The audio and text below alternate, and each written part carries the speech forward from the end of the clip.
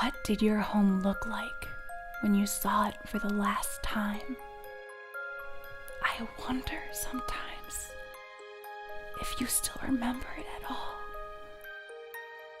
When did you know you had to leave? And did you ever look back? You have the opportunity for an immigrant that's coming from Europe with hard work and skills that they could get in on the ground floor of the development of an industry. And that's what happened to people. You know, some people might have started at a mine and suddenly they're able to build their own coal company. America was in its infancy with industrial revolution. The United States, the land of opportunity. Like, you can do whatever you want. You can do anything. You can do anything. I didn't think anything could go wrong. I was just wildly optimistic. Anybody that grows up in a small town or a small city, you have that impulse to want to leave at some point. For immigrants coming from Ireland, many of them had suffered in the mid-19th century with a famine. They were looking to improve their lives and the lives of their families. I can't imagine myself still in Pakistan. Like, I would not be secure. It's just bad. I didn't know myself, and I knew that I wouldn't have the opportunity to get to know myself if I stayed in the same place my entire life. Sometimes you would have single males come first, save some money, and then send for family once they had earned money and bring them here to the United States. Many of the people did want to participate in the growing American economy.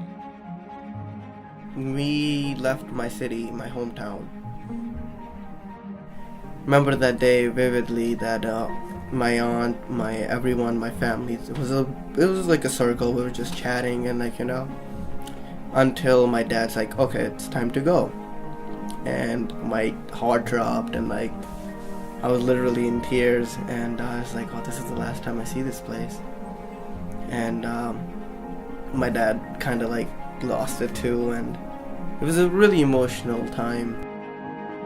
Last time I was in Brooklyn, I was living in that industrial loft space, and I didn't have enough room to paint, so I had a bed in the one spot and the paintings on the wall. So I just threw the bed out so I would have enough space to paint. And I was sleeping below the paintings for a period of time in the sleeping bag on a camping mat, and I would be covered in paint all the time, waking up, and I did that for a year.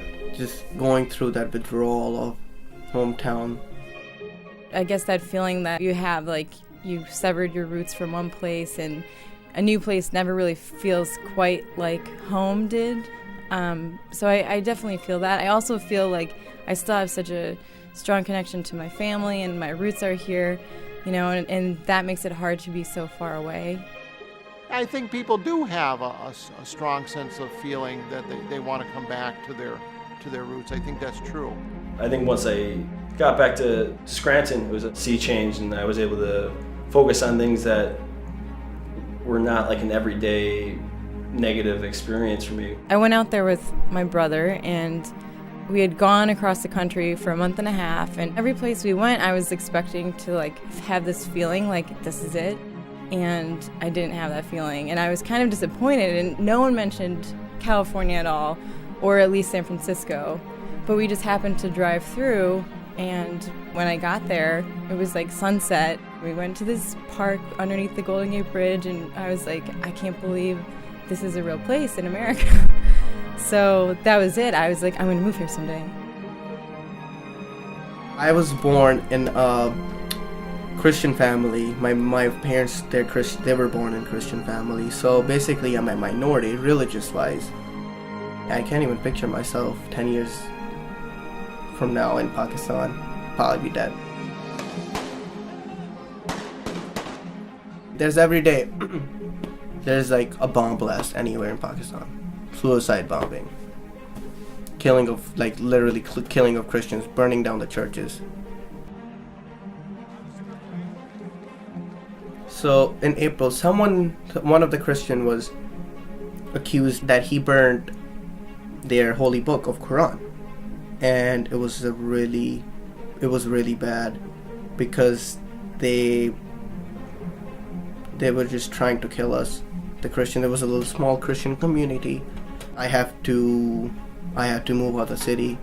They moved all all the females and the children to other city. It was spring. Remember, in the morning it was a little cloudy. At night it got more cloudy, and it just added to that situation. It was gloomy, and it was just depressing in a way. Just like Edgar Allan Poe describes the House of Usher. It was silence, and the people told us like they're coming in a group. They're forming a mob.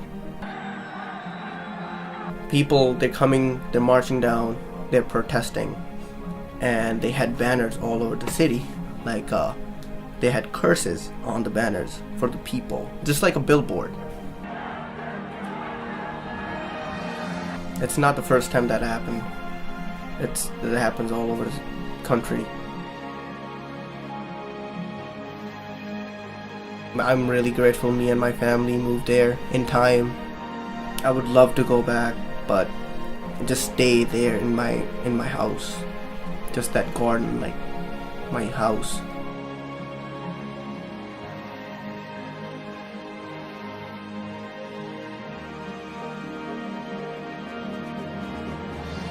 There's no looking back. There's only looking forward.